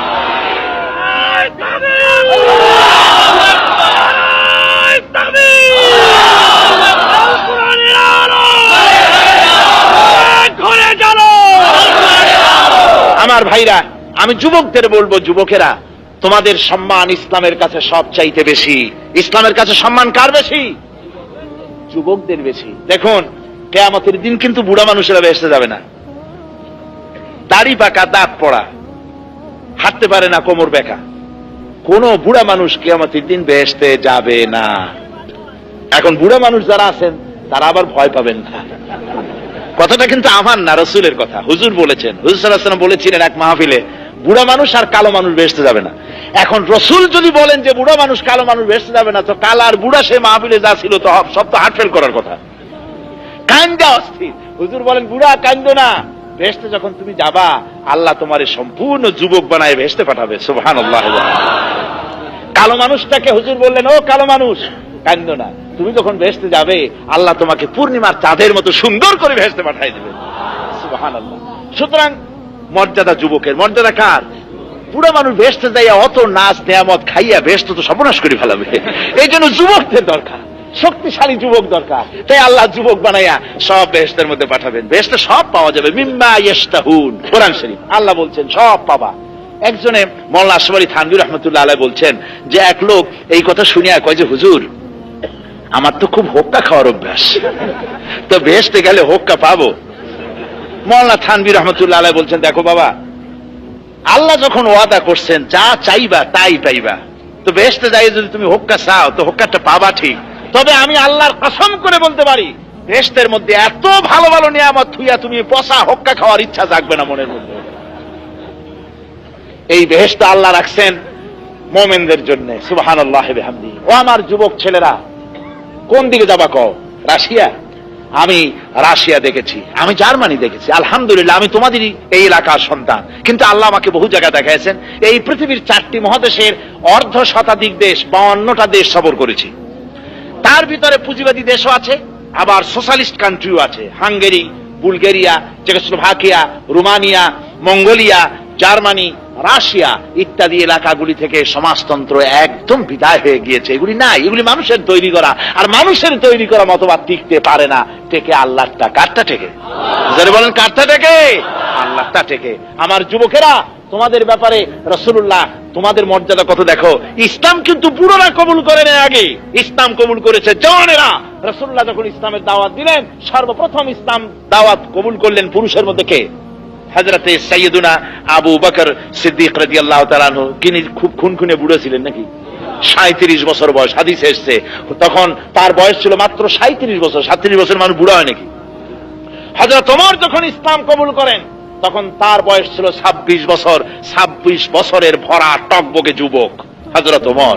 হযরত আলী রাদিয়াল্লাহু তাআলা আনহু তিনি যখন ইসলাম কবুল করেন তখন তার বয়স ছিল 8.5 বছর। যখন হযরত আব্দুর রহমান বিন আওফ যখন ইসলাম কবুল করেন বয়স ছিল তখন 17 বছর। হযরত খাব্বাব, হযরত খুবাইব, হযরত আম্মার, হযরত এই ধরনের সমস্ত সাহাবায়ে কেরাম সব তোমাদের মতো যুবক ছিল। তোমাদের মতো যুবকেরাই ইসলামের বিরাট অবদান রেখেছে ইসলামের জন্য। জোরে কোন আলহামদুলিল্লাহ। আমার যুবক ভাইয়েরা, রাসূলুল্লাহ ওয়াজ করতেছেন, এমন সময় একজন যুবক ছিল দাঁড়িয়ে মাঠের এক কোণায়, বসার জায়গা পাচ্ছে না। আল্লাহর নবী তখন যুবকরে কিভাবে মর্যাদা দিলেন। নবীজি নিজের ঘাড়ের চাদরটা নামাইয়া চাদরটা দলামুচা করে রাসূলুল্লাহ গায়ের চাদর জারিরের দিকে নিক্ষেপ করে দিলেন। বললেন, জারির তুমি আমার চাদরের উপরে বসো। হযরতে জারির যুবক রাসূলুল্লাহ চাদরটা হাতে নিয়ে চুমা খাইতে লাগলেন আর কাঁদতে লাগলেন, বলতে লাগলেন, আকরামতানি আকরামাকাল্লাহ কামা আকরামতানি ইয়া রাসূলুল্লাহ। হে আল্লাহর নবী, আপনাকে আল্লাহ রাব্বুল আলামিন আরো বেশি মর্যাদা বাড়ায় দিক, যেভাবে আপনি আমাকে সম্মান দান করলেন। হে রাসূল, আমি হলাম একটা সাধারণ যুবক, রাসূলুল্লাহর চাদরে বসার ক্ষমতা কি আমার আছে? সুবহানাল্লাহ ওয়া বিহামদিহি। যুবককে রাসূল কি ভালোবাসতেন, নিজের চাদরটা বিছায় দিয়েছেন তার জন্য। আমার বন্ধুগণ, আমার যুবক ভাইরা, তোমরা ইসলামের রত্ন, তোমরা ইসলামের সন্তান, কিন্তু তোমাদেরকে ভারত চায় বিভ্রান্ত করতে। ধর্ম নিরপেক্ষতার নাম দিয়ে তোমাদেরকে বিভ্রান্ত করে দিতে চায়, সমাজতন্ত্রের নাম দিয়ে তোমাদেরকে বিভ্রান্ত করতে চায়। তুমি মুসলমানের সন্তান, তোমরা কার সন্তান? চিল্লায় বলো না, কার সন্তান? মুসলমানের সন্তান। তোমার পা থেকে শুরু করে মাথা পর্যন্ত আল্লাহর কসম, বাংলাদেশের কোন মুসলমানের শরীরে রবীন্দ্রনাথের রক্ত নাই, সূর্য সেনের রক্ত নাই, 7টা রক্ত মুসলমানের রক্ত। কার রক্ত? এই রক্ত যেন কথা বলে ঈমানের কথা। তোমরাই বদর বিজয় তোমরা করেছো, তোমরাই ফাতে মক্কার দিনে তোমরাই তোমাদের চমক দেখিয়েছো। সারা দুনিয়ায় যুবকরাই, মুসলিম যুবকরা পদানত করেছে। এই মুসলমান যুবকরাই আবার ফিরে আসতে হবে মুসলমান যুবকদেরকে। তোমাদের মতো একজন যুবক, 2টা তরুণ বদরের মাঠে জিহাদ হচ্ছে, মাস আর মুআওয়াজ, কিতাবুল মাগাজি বুখারী, 2জন আনসারের ছেলে মাস আর মুআওয়াজ। 2 তরুণ এসে বলছে, হে রাসূল, আমরাও যুদ্ধ করব, আমাদেরকে অস্ত্র দেওয়া হোক, যুদ্ধে পারমিশন দেওয়া হোক। হুজুর বলেন, তোমরা ছোট ছেলে, তোমরা যুদ্ধ করতে, আমি তোমাদেরকে পারমিশন দিব না। তারা কেঁদে ফেলল। মাস আর মুআওয়াজ বারবার অনুরোধ করতে লাগলো। আল্লাহর নবী বললেন, আমি পারমিশন দিতে পারি, তোমরা দুজনে কুস্তি লড়ো, দেখি কার গায়ে শক্তি বেশি। যার গায়ে শক্তি বেশি আমি তারে পারমিশন দেব। দুজনে কুস্তি শুরু হয়ে গেল। মুআওয়াজ ছোট, মুআওয়াজ মাআজের কানে গিয়া বলে, মাআজ বড় ভাই, তোমার গায়ে শক্তি আছে, এক ধাক্কায় তুমি আমারে ফালাই দিতে পারবা, কিন্তু আমি তোমাকে অনুরোধ করি, আমাকে তুমি একটা বার চান্স দিও। আমি যখন তোমারে ধরবো তুমি ইচ্ছে করে পড়ে যেও, তা না হলে আমি তো যুদ্ধে যেতে পারবো না। সুবহানাল্লাহ। তোমাদের মতো তরুণ। রাসূলুল্লাহ তাদের অবস্থা বুঝলেন এবং দারুণ খুশি হলেন। হুজুর সাল্লাল্লাহু আলাইহি ওয়াসাল্লাম দুইজনকে পারমিশন দিলেন, যাও। পারমিশন দিয়ে দিলাম। দুজনই যুদ্ধের ময়দানে, 1000-এরও বেশি কাফেরেরা যুদ্ধে লড়ছে, আর মুসলমান মাত্র 313 জন, তা অস্ত্রপাতি কম। তার ভিতরে মাআজ আর মুআওয়াজ দুই তরুণ তরবারি নিয়ে ঘুরতেছে। হযরত আব্দুর রহমান বিন আউফের কাছে গিয়ে বলে, চাচা, আমরা মদিনার আনসারের ছেলে, জানি না আবু জাহেল নাকি না, আমরা শুনছি আবু জাহেল নাকি রাসূলুল্লাহর সবচেয়ে বেশি কষ্ট দিছে। চাচা কোন তো দেখি শয়তানটা কই। হযরত আব্দুর রহমান বিন আউফ বলছেন, ওই যে দেখা যায়, ওইটা হলো আবু জাহেল। হযরতে মাআজ আর মুআওয়াজ দুই তরুণ তরবারি নিয়ে আবু জাহেলের কাছে চলে গিয়েছে। হযরত আব্দুর রহমান বিন আউফ বলেন, আমি অবাক হয়ে গেলাম, কেমন করে আবু জাহেলের বিরুদ্ধে লড়বে, এখনই তো তারে মেরে ফেলে দিবে।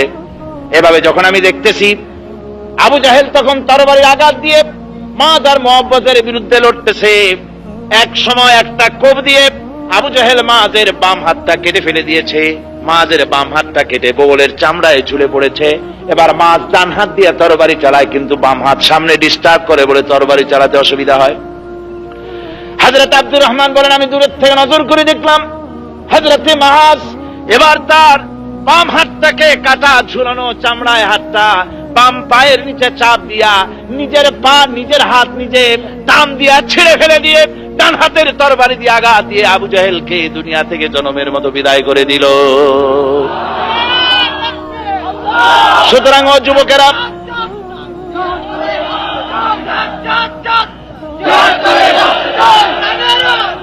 আজকের এই পিরোজপুরের অরুণ তরুণ যুবকদের বলবো, তোমাদের মতো তরুণেরাই, তোমাদের মতো যুবকেরাই আবু জাহেলকে দুনিয়া থেকে বিদায় করে দিয়েছিল। তোমাদের মতো যুবক তরুণেরাই বদরের মাঠে বিজয় ছিনিয়ে এনেছিল। আজও দুনিয়ার ভিতরে মুসলমানেরা বড়ই বিপর্যস্ত, মুসলমানদের বড়ই অসুবিধার মধ্যে ফেলে দিয়েছে সারা দুনিয়া।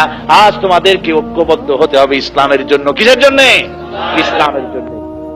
আমার যুবকেরা শুনে রাখো, জিহাদের মধ্যে শান্তি, কান্দার মধ্যে শান্তি, চোখের পানি ফেলার মধ্যে শান্তি, নামাজের মধ্যে শান্তি। তোমাদের আমি একটা কথা জিজ্ঞেস করি, পিরোজপুরের যুবকেরা বলো, তোমরা তোমাদের নেতারা যে দল, যদি তুমি কোনো দল করো, তাহলে সেই দলের নেতা ঢাকা থেকে যখন আসে তোমাদের কাছে যখন বক্তৃতা করে, একটু বলো তো সত্যি করে, কখনো কি বলে যে বাবারা তোমরা কি 5 ওয়াক্ত নামাজ পড়ো? যদি না পড়ো 5 ওয়াক্ত নামাজটা ঠিক মতো পড়ো, এরকম কথা কোন নেতা বলে? রোজাটা রাখো বলে, ওস্তাদকে সম্মান করে কথা বলে, মা বাপকে শ্রদ্ধা করে কথা বলে, মুরব্বীদেরকে সম্মান করে কথা বলে? বলে না।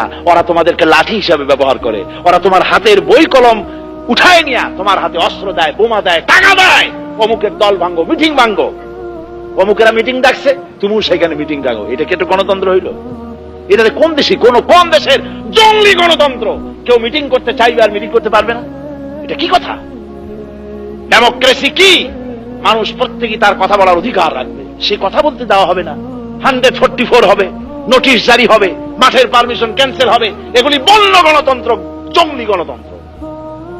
আমার বন্ধুগণ, তাই বলতে চাই, বাংলাদেশ আগামীকালের বাংলাদেশ হবে ইসলামের বাংলাদেশ ইনশাআল্লাহ। কিসের বাংলাদেশ হবে? জোরে বলেন, কিসের বাংলাদেশ? ইসলামের বাংলাদেশ। ইসলাম নারীকে সমান অধিকার দিয়েছে, শ্রমিকের অধিকার প্রতিষ্ঠিত করেছে, যুবকদের অধিকার দিয়েছে, সকলের অধিকার প্রতিষ্ঠিত করেছে। সুতরাং পিরোজপুরের যুবক ছেলে যারা কলেজ ইউনিভার্সিটি তোমরা যারা পড়ো, আমি তোমাদেরকে অত্যন্ত আদর করে আমি তোমাদের বলছি, অত্যন্ত মহব্বতের সাথে বলছি, তোমরা ইসলামের দিকে এগিয়ে আসো, নামাজি হও, দিনদার হও, চরিত্রবান হও, পরহেজগার হয়ে যাও। আল্লাহর দ্বীন বাংলার জমিনে কায়েম হলেই শোষিত আর থাকবে না, অর্থাৎ শোষণ দূর হয়ে যাবে। তখন সব খেয়ে পরে আরামে সুখে থাকতে পারবে যদি কোরআনের রাজ কায়েম হয়ে যায়। কিসের রাজ? কোরআনের রাজ। এই পথে অর্থাৎ কোরআনের শাসন চালু করার জন্য এই রাস্তায় যদি জিহাদ করো, বেঁচে থাকলে গাজী হবে, বেঁচে থাকলে কি হবে? আর মরে গেলে শহীদ হবে। এই যে পেছনে যারা আছেন বসেন, এতক্ষণ তো আমি বলি নাই যে বসেন বসেন, এখন বলছি মেহেরবানি করে বসেন। এই যে ডান হাতে পেছনে বামে সামনে যারা আছেন সব মুসলমান বসে পড়েন। মুনাজাতের আদব হলো বসে মুনাজাত করা। আমরা আল্লাহর কাছে প্রাণ ভরে আল্লাহর কাছে দোয়া করব। পিরোজপুরবাসীদের জন্য কলেরা বসন্ত হয়ে বহুত লোক মারা গেছে, তারপরে নানা রকমের আযাব ও গজব আছে। আমরা আল্লাহর কাছে প্রার্থনা করব, দোয়া করব। দোয়ার দরকার নাই এমন মুসলমান আছে নাকি মাহফিলে? কি বলেন আছে? আর দোয়া মাখুল ইবাদা, দোয়া হচ্ছে ইবাদতের মগজ। দোয়া কি? ইবাদতের মগজ। আমি আপনাদেরকে নিয়ে আল্লাহর কাছে কাঁদবো, দোয়া করব। পিরোজপুরে এত বড় মাহফিল আবার আমরা পাবো, এটা কোনো নিশ্চয়তা নাই। আছে নাই কোনো নিশ্চয়তা? কোনো নিশ্চয়তা নাই। আল্লাহর কাছে দোয়া করব। আমি দেখো যুবকদের জন্য আল্লাহ পাকের রাসূল কি সুন্দর কথা বলেছেন। মুনাজাত থেকে যারা মাহরুম হবে তারা তো হতভাগ্য নিঃসন্দেহে। এই হতভাগ্য নিজের কপালটাকে না পোড়াইয়া মুনাজাতে শামিল হয় মুমিন মুসলমানের কাজ।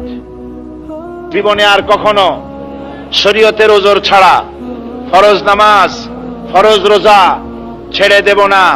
ইয়া আল্লাহ, সবাই বলেন ইয়া আল্লাহ। এই মুহূর্ত থেকে মদ, জুয়া, জেনা, ব্যভিচার, মিথ্যা, সুদ, ঘুষ, অশ্লীলতা, সব রকমের পাপাচার থেকে তোমার কাছে ক্ষমা চাই। তওবা ইয়া রব্বি, তওবা ইয়া আল্লাহ, লা ইলাহা ইল্লাল্লাহু মুহাম্মাদুর রাসূলুল্লাহ। আল্লাহুম্মা আমিন। ربنا ظلمنا أنفسنا وإن لم تغفر لنا وترحمنا لنكونن من الخاسرين ربنا لا تزغ قلوبنا بعد إذ هديتنا وهب لنا من لدنك رحمة إنك أنت الوهاب রব্বুল আলামিন। হাজার হাজার মুসলমান আমরা একত্রিত হয়ে তোমার দ্বীনের কথা, কোরআনের কথা আলোচনা করেছি। আল্লাহ তুমি মেহেরবানি করে আমাদের দুরূদ ও সালাম আলোচনার সওয়াব জনাবে মুহাম্মদ রাসূলুল্লাহ সাল্লাল্লাহু আলাইহি সাল্লামের রূহ মুবারকে পৌঁছে দাও। রব্বুল আলামিন, तमाम পৃথিবীর মাটির নিচে যত মুমিন মুমিনাত শুয়ে আছে আল্লাহ তাদের আরো আর পরে সওয়াব পৌঁছায় দাও। আয় আল্লাহ রব্বুল আলামিন, আমাদের মধ্য থেকে আমাদের মা বাপ যাদের দুনিয়া থেকে বিদায় হয়ে গেছে, কবরে যদি আযাব থাকে দয়া করে কবরের আযাব মাফ করে দাও। রব্বিরহামহুমা কামা রব্বায়ানি সগীরা, রব্বিরহামহুমা কামা রব্বায়ানি সগীরা। আয় আল্লাহ রব্বুল আলামিন, तमाम পৃথিবীতে মুসলমানদের উপরে যত জায়গায় যত নির্যাতন চলে আল্লাহ তুমি পৃথিবীর সমস্ত নির্যাতিত মুসলমানদের হামি ও নাসির হয়ে যাও। রব্বুল আলামিন, ভারতীয় মুসলমানদের উপরে ভারতের কাফেররা নির্যাতন করছে আল্লাহ তুমি দয়া করে মেহেরবানি করে ভারত এবং কাশ্মীরের মুসলমানদের হেফাজত করো। আয় আল্লাহ তাআলা, বাংলাদেশের উপরে তোমার রহমত নাজিল করো। বাংলাদেশের উপরে আল্লাহ তুমি দয়া করে কিয়ামত পর্যন্ত এই দেশের স্বাধীনতা সার্বভৌমত্ব অক্ষুণ্ণ রাখো। রব্বুল আলামিন, বাংলাদেশে কোরআনের কথা যারা বলেন, দ্বীনের কথা যারা বলেন, ইসলামের কাজ যারা করেন তাদের জান মাল ইজ্জতকে তোমার কুদরতি পর্দা দিয়ে হেফাজত করো। আয় আল্লাহ পাক, আমরা সারা জীবন গুনাহ করেছি, গুনাহ করে করে আমরা আমাদের জীবনকে নষ্ট করে দিয়েছি। আল্লাহ তুমি দয়া করে মেহেরবানি করে আমাদের জিন্দেগির গুনাহগাতা মাফ করে দাও। রব্বুল আলামিন, আজকের এই মাহফিলে স্থানীয় বহু যুবকেরা এসছে আল্লাহ তুমি দয়া করে সমস্ত মুসলমান যুবকদেরকে কোরআনের হেদায়েত নসিব করে দাও। পিরোজপুরের সমস্ত মুসলমানের সন্তান যত ছাত্র আছে, যুবক আছে, আল্লাহ তুমি দয়া করে সবগুলিকে ইসলামের আন্দোলনে তুমি ঢুকায় দাও। আল্লাহ সবগুলিকে কোরআনের কাজ করার তৌফিক দান করো। আল্লাহ সমস্ত যুবকদের জিন্দেগির গুনাহ খাতাকে মাফ করে দাও। আল্লাহ রব্বুল আলামিন, এই তাফসীরের মাহফিলের যারা বিরোধিতা করেছিল আল্লাহ তুমি দয়া করে তাদের হেদায়েত নসিব করে দাও, তাদের গুনাহকে তুমি মাফ করে দাও, তাদের সকলকে কোরআনের খাদেম বানায় দাও। আয় আল্লাহ, পিরোজপুর জেলা প্রশাসক, পুলিশ সুপার এবং প্রশাসনিক দায়িত্বশীল যারা আছেন, এরপরে যারা পুলিশ বিভাগে যারা চাকরি করেন, প্রশাসনিক দায়িত্বশীল যারা আছেন মুসলমান, আল্লাহ সকলকে তুমি কোরআনের হেদায়েত নসিব করো। আয় আল্লাহ তুমি দয়া করে সকলকে কোরআনের মুজাহিদ বানায় দাও। রব্বুল আলামিন, পিরোজপুরকে বাংলাদেশের মধ্যে ইসলামের একটা সুন্দর, ইসলামের আলোয় উদ্ভাসিত একটি আদর্শ জেলায় তুমি পরিণত করে দাও। রব্বুল আলামিন, আজকের এই মাহফিলের আয়োজন যারা করেছেন, বিশেষ করে সভাপতি সাহেব অসুস্থ মানুষ, আল্লাহ তুমি সভাপতি সাহেবের হায়াত দারাজ করে দাও, তাকে তুমি পূর্ণ সুস্থতা দান করে দাও। ডাক্তার ইউনুস সাহেব অসুস্থ, আল্লাহ তুমি তাকে সুস্থতা দান করে দাও। রব্বুল আলামিন, এই ধরনের অসুস্থ যারা আছেন আমার এই মাহফিলের মধ্যে, আল্লাহ যত অসুস্থ মানুষ আমরা আছি আমাদেরকে শেফায়ে আজেলা দান করে দাও, সেহাতে কুল্লিয়া দান করে দাও। রব্বুল আলামিন, ঋণগ্রস্ত ব্যক্তিদের ঋণ পরিশোধ করার তৌফিক দান করে দাও। ঠেলাওয়ালা, কুলি মজুর, রিক্সাওয়ালা, যত গরিব মানুষ আছে, মাঝি, আল্লাহ তুমি দয়া করে মেহেরবানি করে গরিব মানুষের আর্থিক অবস্থা তুমি সচ্ছল করে দাও। রব্বুল আলামিন আমাদের বিবি বাল বাচ্চা যা দান করেছো সবগুলিকে দিনদার, ইমানদার, নামাজি, পরেজগার মুসলমান বানায়া দাও। আয় আল্লাহ, ইসলামী সমাজ কল্যাণ কেন্দ্রের এই খেদমত তোমার দরবারে মঞ্জুর করে নাও। আগামীতে ডিগ্রি পরীক্ষার জন্য যারা প্রস্তুতি নিচ্ছে, আল্লাহ তুমি দয়া করে সকলকে কামিয়াবি দান করে দাও। আয় আল্লাহ, আমাদের সকলের দোয়া কবুল করো। আমি কয়েক সেকেন্ড ছেড়ে দিলাম, আপনারা নিজেদের মনের কথা আল্লাহর কাছে বলেন। যার যা বলার আছে মাথা নিচু করে চক্ষু বন্ধ করে আল্লাহর কাছে নিজের মনের কথাটা বলেন। কোরআনের মাহফিল দোয়া মঞ্জুর হয়ে যাবে। আয় আল্লাহ তাআলা, তোমার বান্দারা মনে মনে কি বলছে তুমি জানো। প্রত্যেকের দিলের নেক আশা তুমি পুরা করে দাও আল্লাহ রব্বুল আলামিন। আয় আল্লাহ তাআলা, বাংলাদেশে যারা গৃহযুদ্ধের পায়তারা করছে তুমি তাদেরকে চেনো। বাংলাদেশের স্বাধীনতাকে বিপন্ন করার জন্য যারা চেষ্টা করতেছে তুমি তাদেরকে জানো। আয় আল্লাহ, এই দেশে যারা বিভেদ এবং বিশৃঙ্খলা সৃষ্টি করতে চায়, আল্লাহ তুমি দয়া করে তাদের হেদায়েত নসিব করো। সন্ত্রাসীদেরকে আল্লাহ তুমি হেদায়েত নসিব করো। যারা হেদায়েত হবে না তোমার জানা আছে, আল্লাহ তুমি তাদের থেকে দেশকে মুক্ত করো। আল্লাহ তুমি দয়া করে মেহেরবানি করে বাংলাদেশকে গোটা পৃথিবীর ভিতরে ইসলামের রাষ্ট্রে পরিণত করে দাও। রব্বানা তাকাব্বাল মিন্না ইন্নাকা আনতাস সামিউল আলিম ওয়া তুব আলাইনা ইন্নাকা আনতাত তাওয়াবুর রহিম। আয় আল্লাহ তাআলা, বাংলাদেশে যত আলেম ওলামা, পীর বুজুর্গ আছে সকলের হায়াত দারাজ করে দাও, সকলকে সুস্থতা দান করো। যত মাদ্রাসা আছে আল্লাহ তুমি দয়া করে মাদ্রাসাগুলিকে সুন্দর বানাও। যত শিক্ষাঙ্গন আছে আল্লাহ সবগুলিকে সন্ত্রাস মুক্ত করে দাও।